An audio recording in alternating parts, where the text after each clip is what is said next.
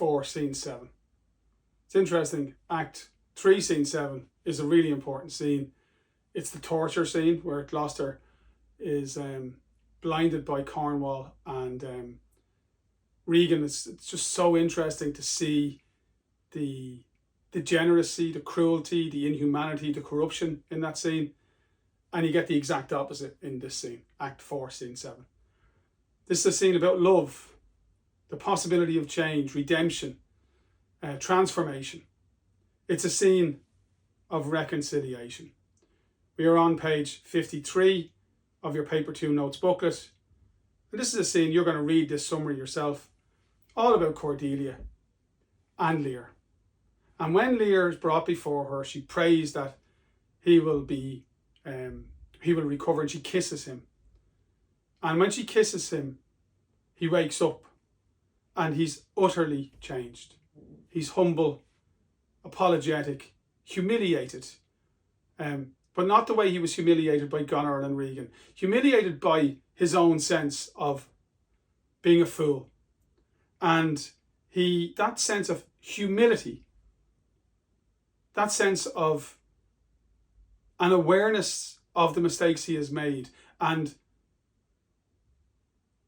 a conscious guilt for what he's done, the harm he's caused. This changes the way we look at this man. He is a man that we now feel a huge amount of respect and regard for, because for all he did to start off all of this chaos, and he has to bear the blame for all of that. He is here utterly sympathetic and emblematic of our possibility, the possibility of change in human nature. You can read that summary yourself. But let's have a quick look at the key quotes. Cordelia, when she sees her father unconscious on the stretcher, leans towards him, kisses his forehead with the words, "Oh, my dear father, restoration, hang thy medicine on my lips, and let this kiss repair those violent harms that my two sisters have in thy reverence made." She's too good to be true, I think. I'm not saying write that.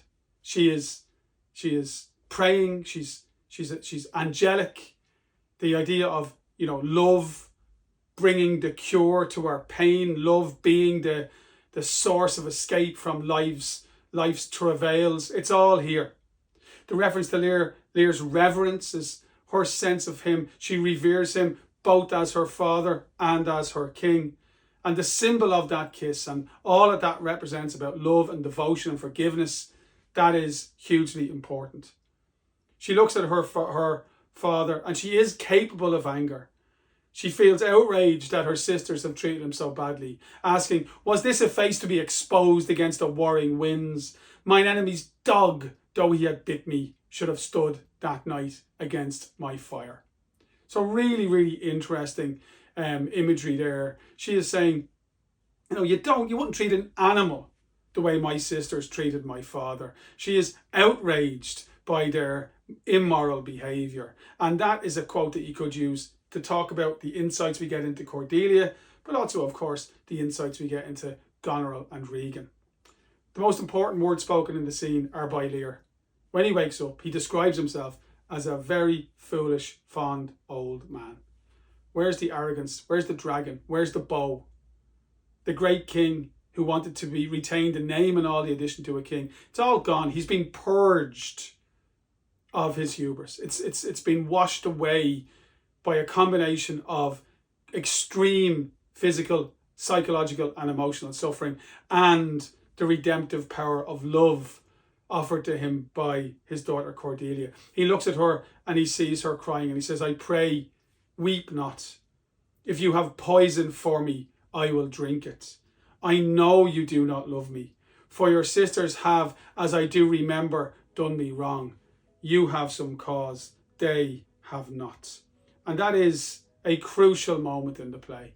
Lear, this old man, 80 and upward of 80 years and older, has learnt that he is not this colossus striding across the earth that he thought he was. He is simply a foolish old man who made mistakes and is humbled by the kindness and the compassion and the decency of a daughter who he wronged so badly. He is transformed by this reconciliation with Cordelia.